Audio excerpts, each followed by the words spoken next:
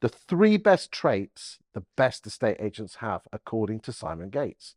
Simon, what are those 3 traits? Talk to me.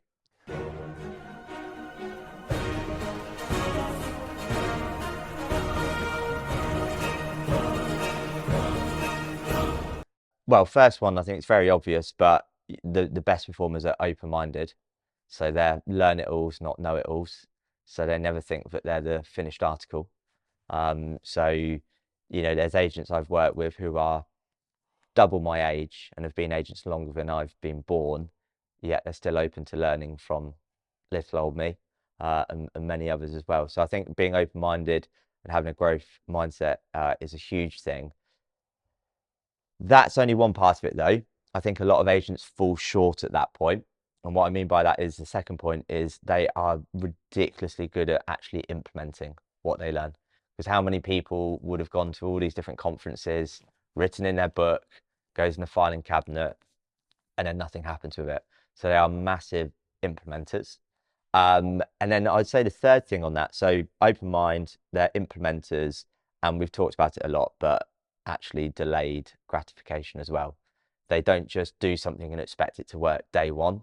They're prepared to put in the time consistently to get it to work. So like an example of that, again, I would have mentioned them earlier, but James, Ian and Dave, with their video content, was it perfect when they started? Absolutely not. Is it getting 1% better each time? Yes.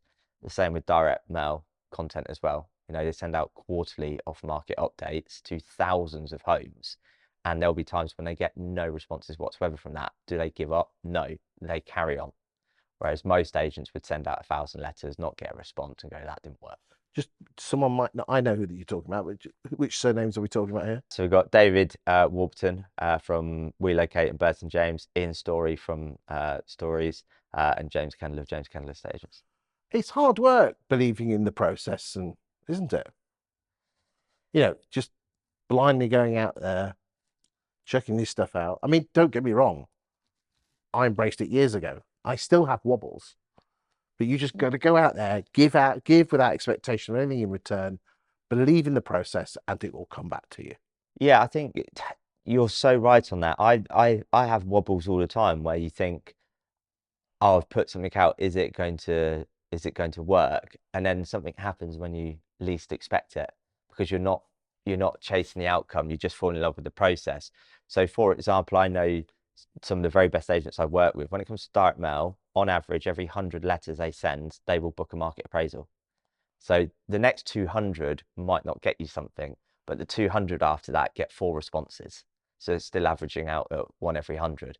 So it's falling in love with that process. And there's so many, what's the saying, stand on the shoulder of giants, right? If you look at what some of the very best agents in this country are achieving when it comes to video, social media, direct mail, there's loads of them around, and so many of them will share their time freely, where they can literally show you the breakdown of this is how it works. It's there.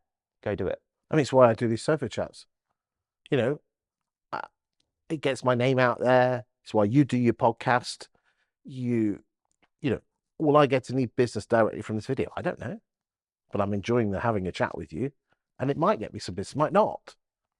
But it's the getting your kicks, your dopamine kicks from doing and hitting the word publish. And you do have wobbles. I have wobbles. And thankfully, the wobbles are getting further and further apart. But just believe in the process. Do it from the kicks of doing it. And karma will pay you back big time. Yeah, definitely. And I think just on that point there, again, going back to like the numbers, tracking these things. So let's use door knocking as an example.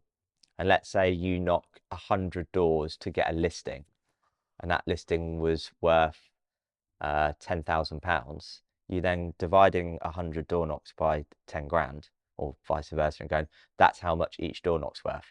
So when I knock on someone's door and they tell me to jog on, thank you very much, that was worth £100, £1,000, whatever it is.